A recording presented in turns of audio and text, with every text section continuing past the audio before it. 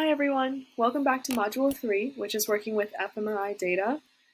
This is the third lesson of Section 1, which is the biological basis of fMRI, and today we're going to be talking about interpreting fMRI. So like I said, this is the third lesson. We've already covered brain activity and visualizing brain activity, and our next lesson will be on applications of fMRI.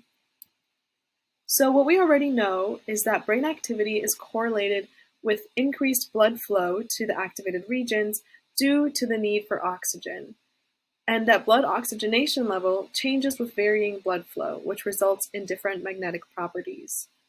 And we also know that the interaction of blood magnetic properties and RF waves causes a displacement of the waves that produces a magnetic resonance signal, or MR signal, that can be detected by an MRI or fMRI machine. So the key questions we want to explore in today's lesson are, what is the bold signal? So we've already introduced this, but diving deeper. What is spatial and temporal resolution? And then what are some advantages and disadvantages of fMRI? So first of all, let's review the bold signal. Remember that fMRI doesn't directly measure brain activity. It actually tracks changes in the magnetic properties of oxygenated versus deoxygenated blood.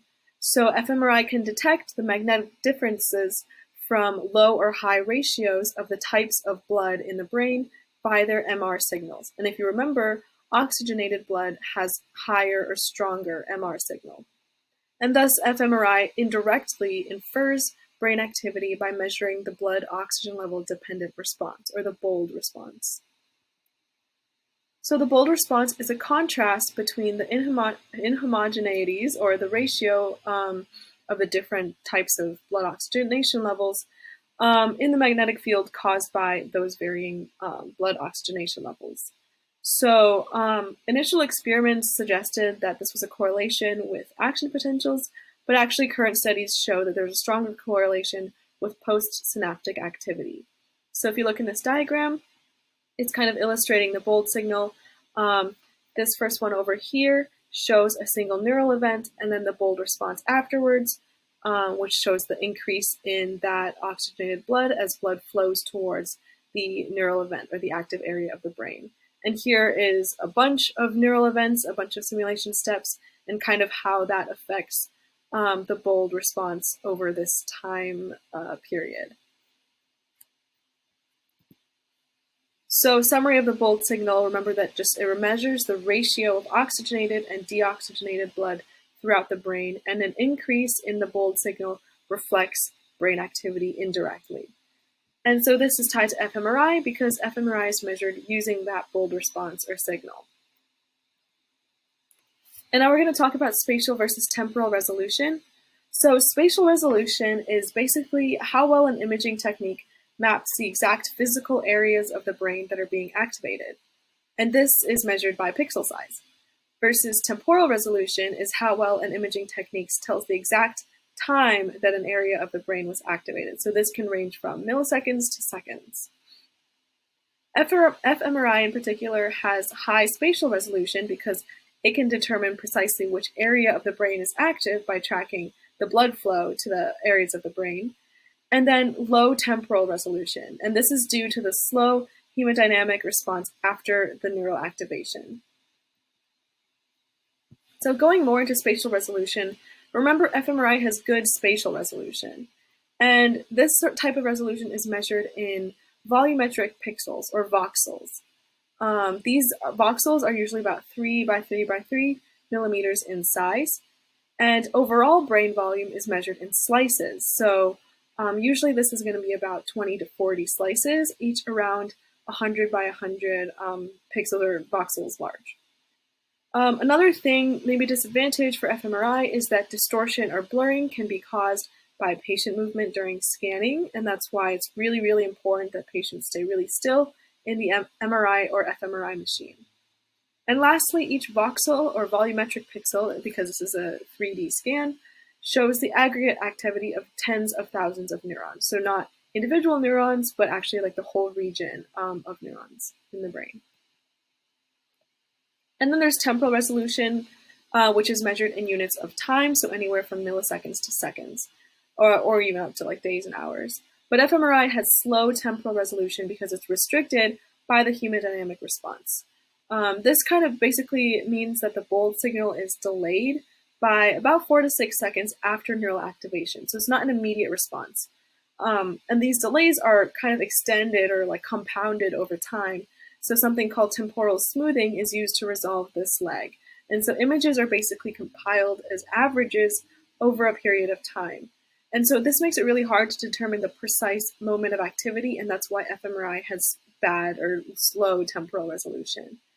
And it's also hard to use fMRI to study like really fast neural processes because they can become blurred.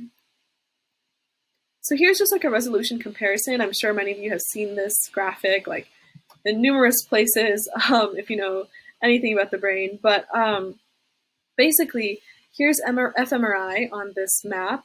And you can see that methods like EEG and MEG, for example, have a much higher temporal resolution, which seems a little unintuitive here because it's like on the lower side of the scale. But if you notice, like that just means that they can be measured in milliseconds versus fMRI is more like seconds.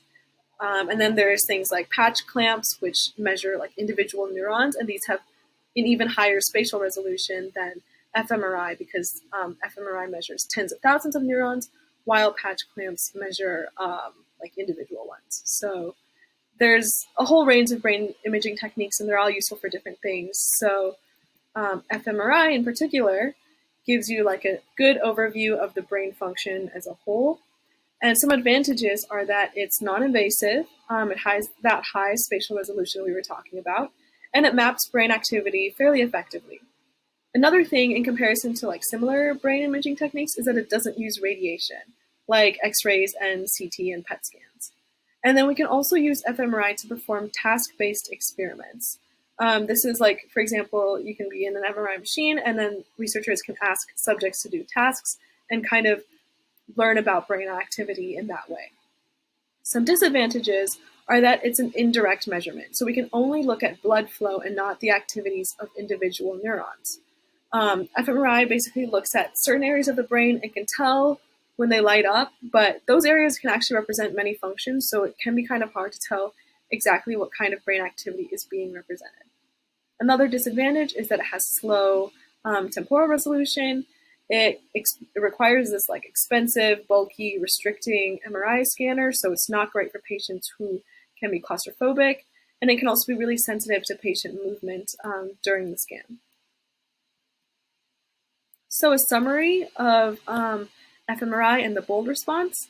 Just remember that fMRI measures brain activity indirectly through the bold response. It has a high spatial resolution and a low temporal resolution. Some advantages are that it's non-invasive, but still very effective at visualizing brain activity. But some disadvantages are that it has poor temporal resolution, and it's sensitive to patient movement, and also requires this expensive, bulky, constricting equipment. And finally, what's next, the last lesson of this section, is going to be about applications of fMRI, which include helping scientists understand the brain, pre-surgical mapping, and neurological disorders. So that's it for this video. Thank you guys so much.